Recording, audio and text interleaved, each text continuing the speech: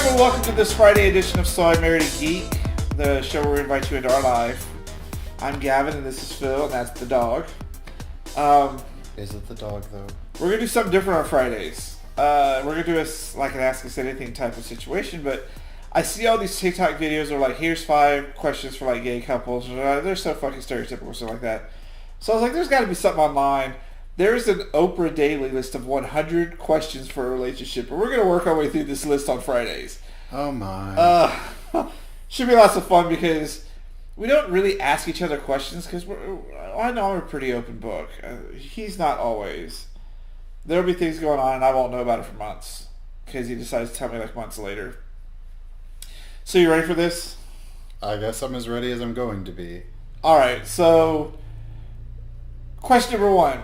Who was your first crush and what were they like? You go first. I don't remember ever having a first crush. I'm kind of weird when it comes to like relationships and how I view them. We used to argue about it because I don't think I feel it the way everyone else does. I mean, I've gotten a lot better about it, being able to understand what the feeling is, but I mean, I guess love is different for everybody. I don't think I ever had a first crush.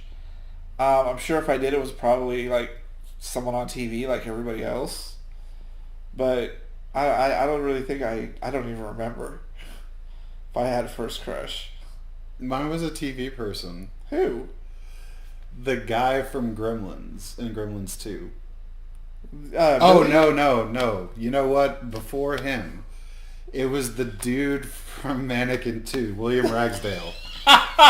Why? Because he was so cute. Tell me you're gay without telling me you're gay. He was cute and dopey, and you know that scene in Mannequin 2 where he dances with Christy Swanson. I thought that was fun, and that's one of my favorite songs ever, even though it was never released commercially. Well, no, I have it on vinyl. But yeah, that he was. I thought he was just cute as a bug, and then he was also in Fright Night. And I thought he was cute in that movie too. I was a little kid and I would just like, I remember knowing that it wasn't something I should tell anybody, but I didn't know why. I just knew that I should keep it to myself. But I had a crush on him. Not bad. Number 2, can you describe what your first heartbreak was like?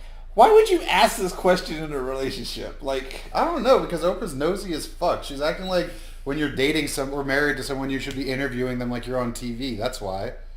Oh, she heard us and she's upset about it. I think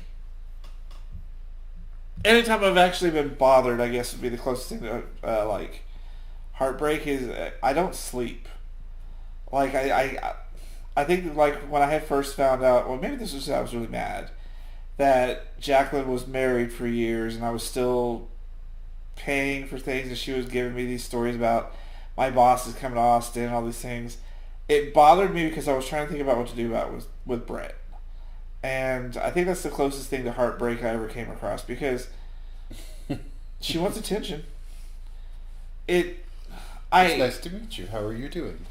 I don't let things get to me very often because I won't sleep and I will think about it over and over and it will bother me. So, you know, things like having to leave my kid behind bother me. You're just dealing with it. So I think that's probably, if I were to experience actual heartbreak, I don't think I would be able to be functioning for a while because I guess it's the only time I'd ever be like Phil and I overthink things. You? Well, I mean, you wrote a song about it. I always write songs about things that bother me, but when I was young, like probably, I don't know, like 7th or 8th grade, I made a sad mixtape of songs that were really sad, and I just sat there like you remember when Stan has his first, when Wendy breaks up with him and he's laying there and listening to songs, he's like, I know why they call it heartbreak now, because it feels like you're broken. Like, that was how I was. From what show? Stan from South Park. Oh, then say that in the future. I said Stan and Wendy, and you couldn't figure out what I was talking about? No, because I'm sitting there thinking about you making a sad-ass mixtape. I mean, it was sad. So that question was kind of lame, Oprah. I'm going to tell you that right now. Let's go to number 3. What was the biggest lesson from your worst breakup? What the fuck? Maybe not go out with straight guys? That was what I took away from it, was stop trying to sleep with straight men. Okay. What's something you used to believe about relationships but no longer do? That it's a one-way street. I grew up and everything was about my dad. It all came down to my dad at the end of the day. I think that's the way most families were back in the day.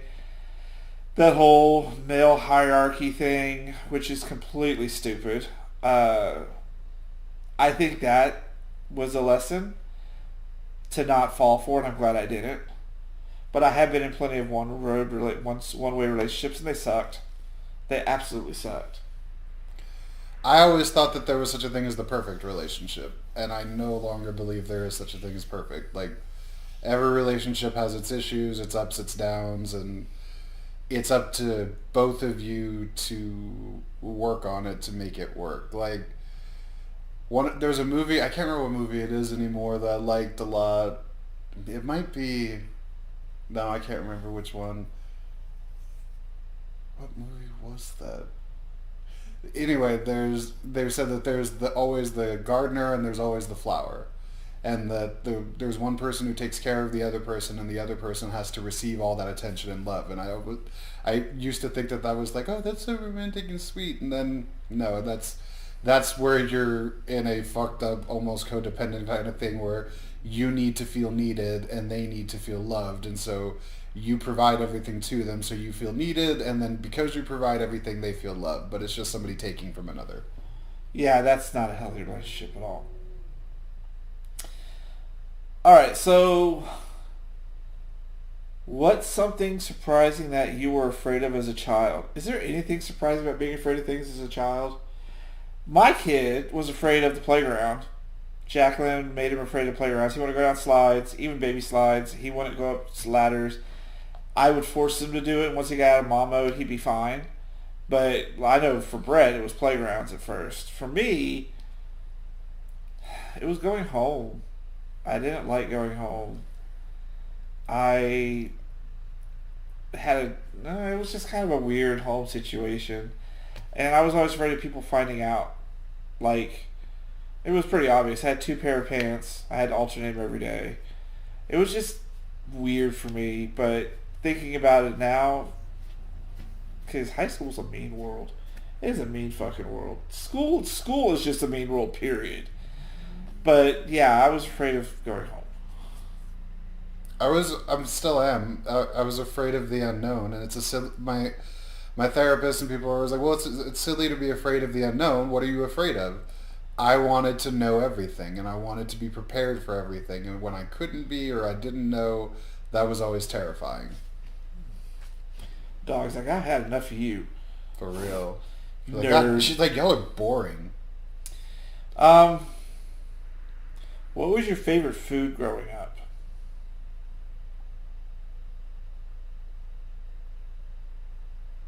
You know what's funny?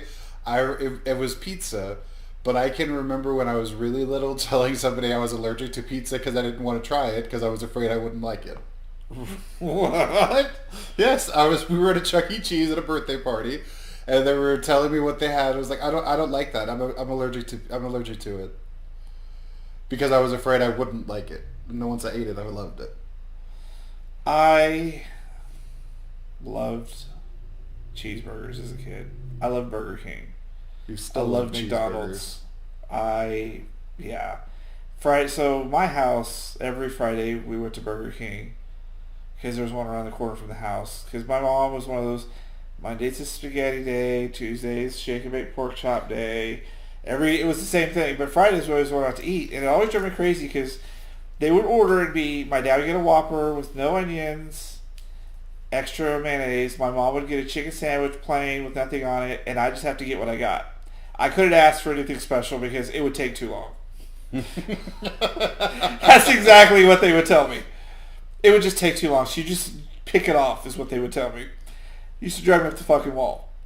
But no, I loved burgers as a kid. I still do. Like, I do like pizza, just not... I like pineapple pizza, so... Gross.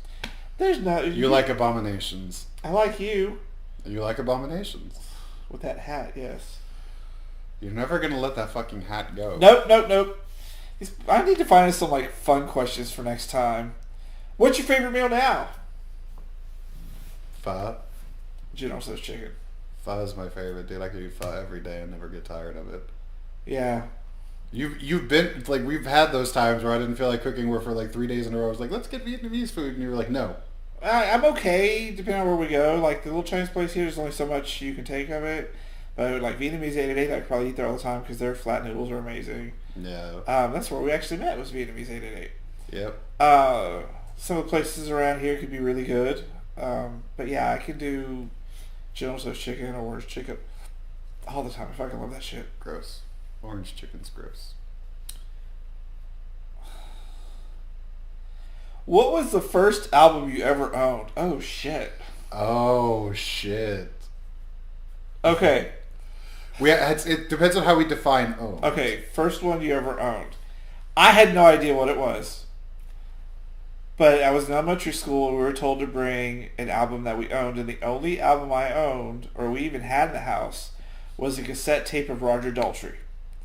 No idea who he was. That was, you know what's funny, you say that, because when you told me that story, I was like, do you even know who that is? No idea. You didn't. I took him in, the teacher was so impressed, because everyone else had, like, ABCs and shit like that. I took it to Roger Daltrey, could not, and they want to talk about his favorite songs, like, I just picked one at random at the back. No idea, but that was the first album I think I ever actually owned. We had it in the house. Well, now that I think about it, we did have 8 tracks, but I didn't know what the fuck they were at the time. Oh, that's a fun story, Grandpa. My parents had an 8-track player. I didn't know what it was. They used to think it was a spaceship console, so I would pretend like I was driving a spaceship with it. No effing idea what it was. My first one, and it's not going to be surprising for you because you know what kind of music I make, but my first one was The Sign by Ace of Base. Not surprised. I do get it. They're still one of my favorite. That's still one of my favorite albums ever. I can, like, when Shelly calls me, one of the songs from that album is her ringtone. But there's the one album everyone in the world must own, and it's that one fucking Sublime album. Oh my god, yeah, I had that too. Everybody has to have that one. It's got to be. In your I don't know. music It's somewhere. either that or Weezer's Blue album. Like, No. everybody had the Blue album. Sublime. Everybody has that somewhere, and everyone plays it every now and then because that album was amazing. Dude, I used to love that album. Like, yeah, everybody but I like had the that Blue one. album better by Weezer. Oh my god. Alright, next up. What does your life compare to how you imagined it growing up? Nothing like I compare it to it. Like, I didn't even think about my life. Like, I knew I wanted to go do art stuff. How does your Life compare to how you imagined it growing up? I think it's better off than I imagined it. Like, I didn't really imagine a whole lot. I just knew what I wanted to do, and when I grew up, I got realistic about things. And here we are. I don't know how to answer this question because I didn't imagine, like, the closest I had to imagining it was it would be nice to be a musician. But my family told me that was stupid and unrealistic, so I needed to have an actual plan. And I didn't know what I was going to do until I graduated from college, and even then I was like, what am I going to do with myself? And then a job sort of fell into my lap, and I was like, oh, okay, this is interesting, and that's the world I've been in ever since. Like, I didn't ever imagine this was what I would do for a living. And in fact, me and a friend of mine, you know who I'm talking about, we joked that when we met, he and I met like 14 years ago, if you had told me back then that I would be doing what I do today, I would have said you were a fucking liar. And that you were insane, that there was no way that could be true. But it is. God damn, that's obnoxious. That's the main thoroughfare of the neighborhood. They like. Yeah, but it's just oh my god, I have a loud car. Like, oh, that's super special. All right, next up, what was your dream job when you were a child? Puppeteer. Musician. Like I said, I wanted to make music, and I never thought that I'd be like a superstar or anything. I just thought it'd be fun to always be making music, and that's how I would earn my living. I wanted to Puppeteer Gonzo. That was my goal. I wanted to be Gonzo. I wanted to be Cookie Monster. I wanted to be the Count from Sesame Street. You are Cookie Monster, and you do I math fucking about as well as the love Count. the Count. He can count, bitch. That's why he's called the Count. Ah. I said you do math about as well as the Count. One bad joke. Ah. I know, but if I try to give you any sort of like multiplication or division, you're gonna have a problem. Yeah, that's what Google's for. No, we've talked about that before. Childhood dreams. They evolve over time, but you're on your way to being a musician, and I'll never be a Muppeteer because Disney ran that shit into the ground. Because the mouse is evil, despite your objections. All right, here you go. Ready for this one? Were you popular in high school? I was on the lower end of the popularity scale. People knew who I was because I was fucked up, and I did stupid shit, and I did not care. I picked on jocks, I picked on nerds, I picked on everybody. There was the feud with the two Knicks that were the top jocks of the football team when I was a freshman.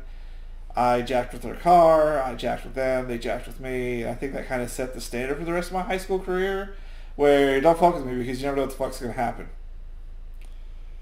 I mean, I was well liked, but like everybody knew who I was because they thought I was like one of the smartest kids in the school.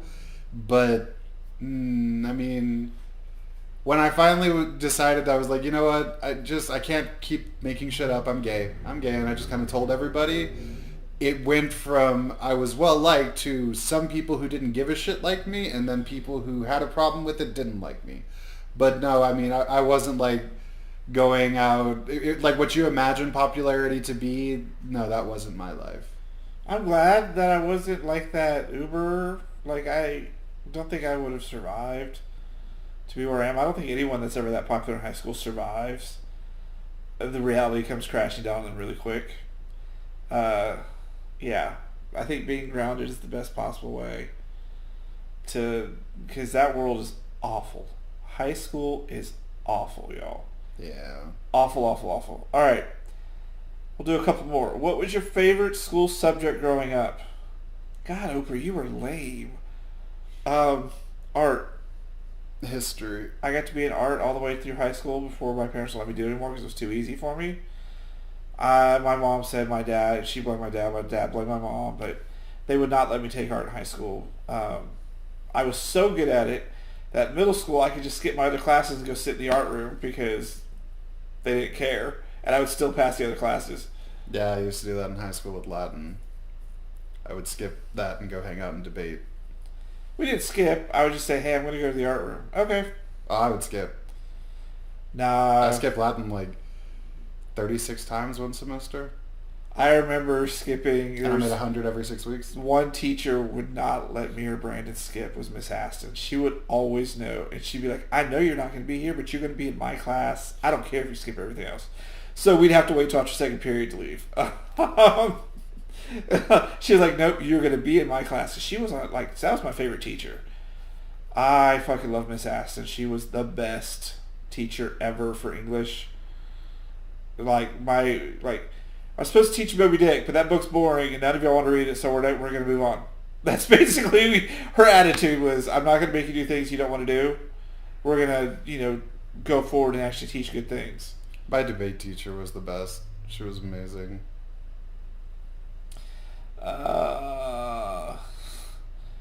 What was the most embarrassing fashion moment in your adolescence?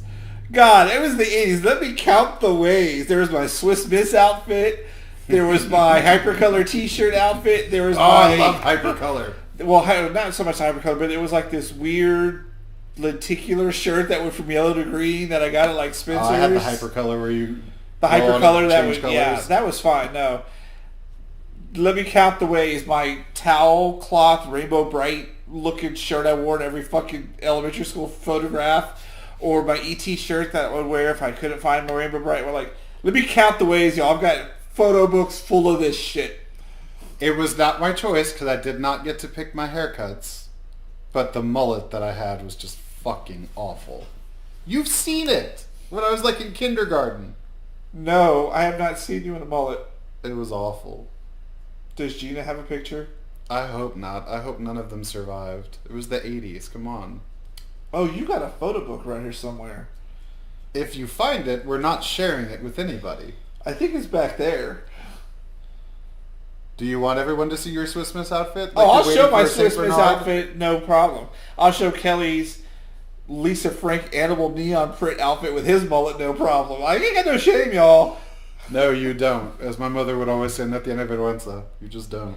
I don't have any shame. It was the 80s, y'all. It was a very different time. Like, I didn't dress myself. My grandparents usually buy me some clothes, and I would just have to survive on that until I could find some more clothes. So, it was vastly different from when my brother was born, because my parents bought him all sorts of stuff. Like I said, he had Lion King shirt for every day of the month, because he was so obsessed with Lion King. And I, meanwhile, had like 3 shirts and 2 pairs of pants. Like, make it work for a month, bitch. Okay. Let's do one more.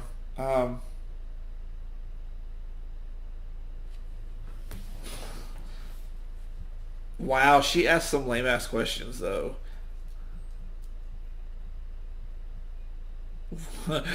Like, have you been cheated on? What was your first sexual experience like? Complicated. Oh wow.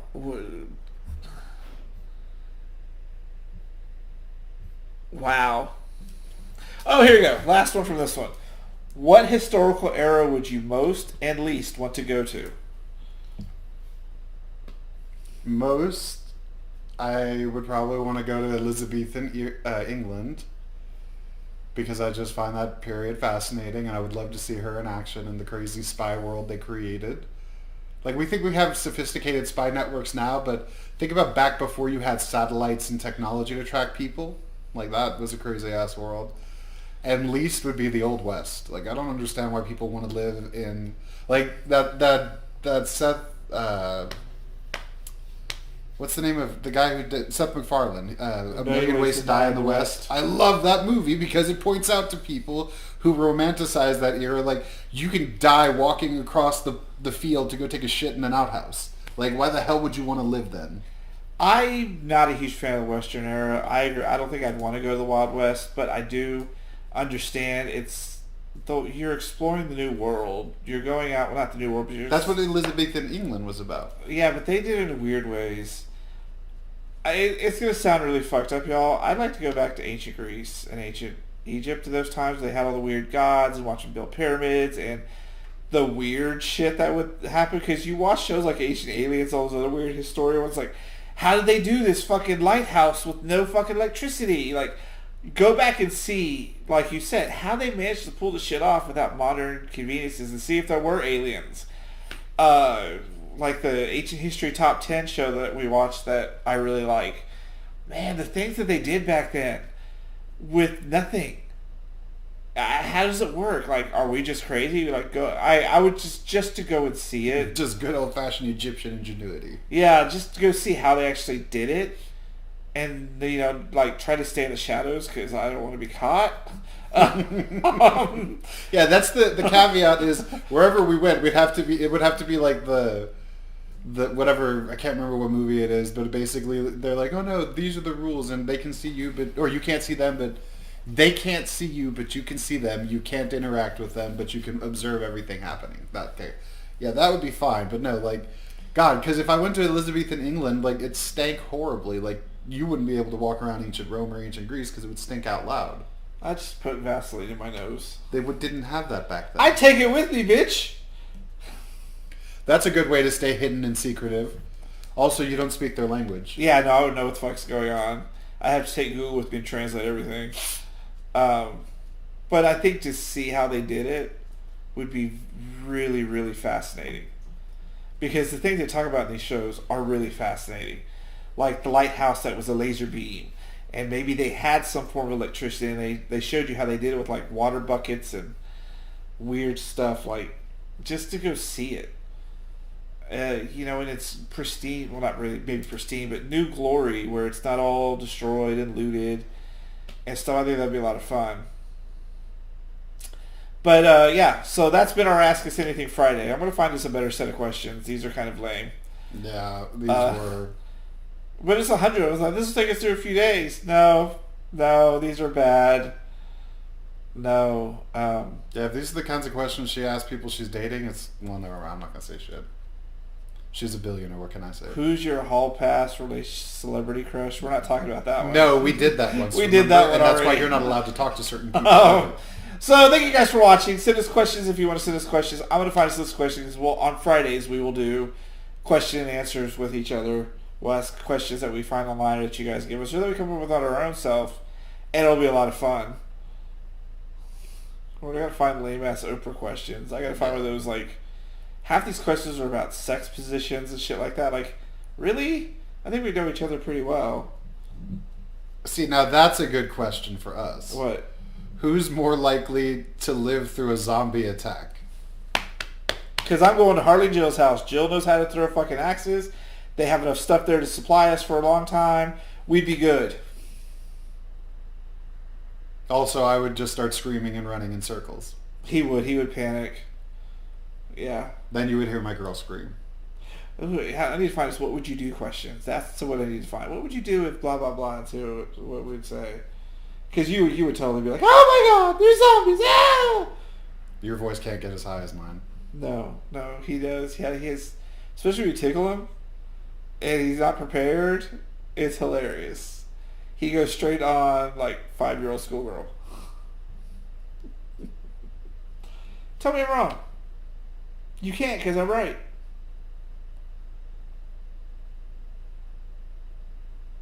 What is this? That's fine. Go ahead. Do what you do. And maybe on TikTok you guys can see some of the pictures of my 80 FUBAR fashions. This is one of those show me I'm in trouble without saying the words you're in trouble. That look I just gave you. What am I in trouble for? No, you know what you did. What did I do? You just did it. I asked you a question? That's okay. You can play dumb all you want. Don't play dumb. I'm better at it than you. No, I severely doubt that. No, nobody plays dumb better than you. You have this actual vacant stare where you might start drooling that goes over your eyes. So thank you guys for watching. We'll see you guys next week on So I Married a Geek. Remember, new episodes released at noon. And we'll have lots of fun with you guys then. Thank you for watching. Like, subscribe, comment, share, do all sorts of fun things. And we're going to find much better questions for next Friday. Yeah, because Oprah sucks at this. She did.